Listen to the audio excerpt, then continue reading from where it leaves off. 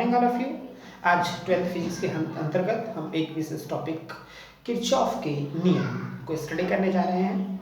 Kirchhoff ने विद्युत परिपथ से संबंधित कुछ नियमों का प्रतिपादन किया था, जिसे दो हिस्सों में बांटा गया है। ये बोला जा सकता है कि उसके दो नियम हैं। पहला नियम किरचॉफ का प्रथम के नियम के नाम से जाना जाता है, ये खुले परिपथ के लागू होता है। तो प्रथम नियम क्या है कि किसी भी विद्युत परिपथ के किसी भी संधि स्थल पर मिलने वाली समस्त धाराओं का बीजगणितीय योग शून्य होता है।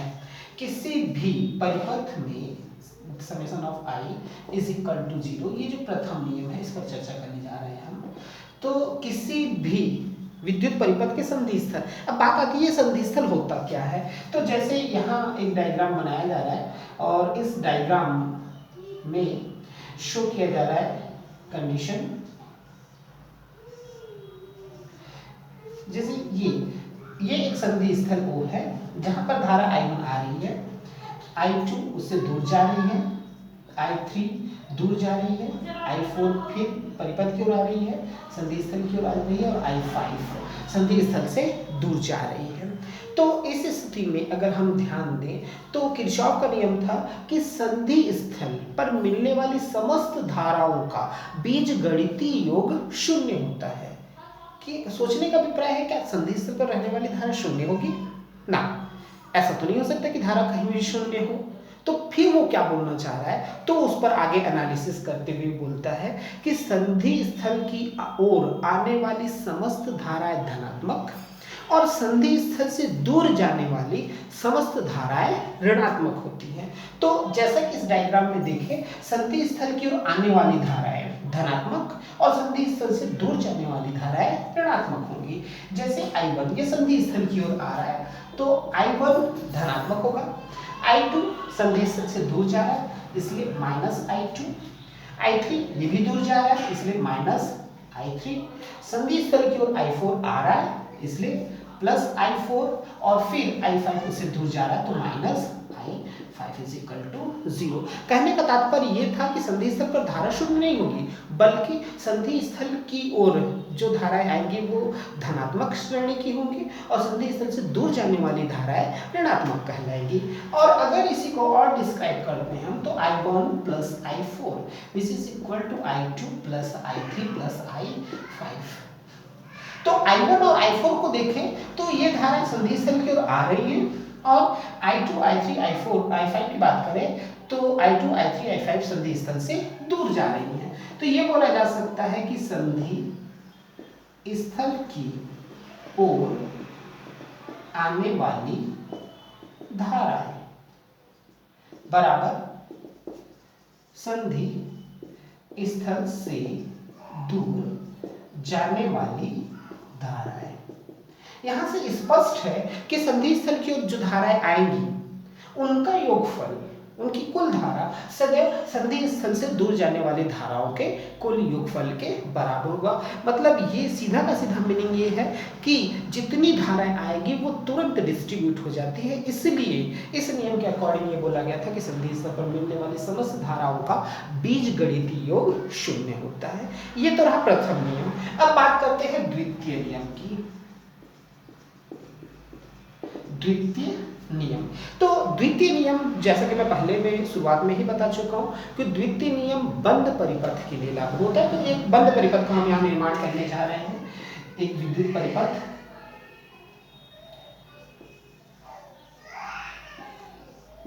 ये दूसरा सेल एक प्रतिरोध और ये तीसरा प्रतिरोध है।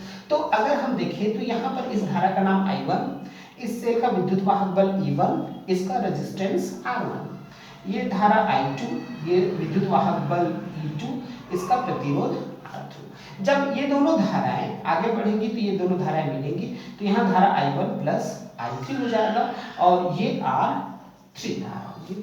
तो बंद परिपथ अगर हम देखें तो इसमें दो बंद परिपथ, दो तीन बंद परिपथ बोल रहे हैं, A, B, C, D।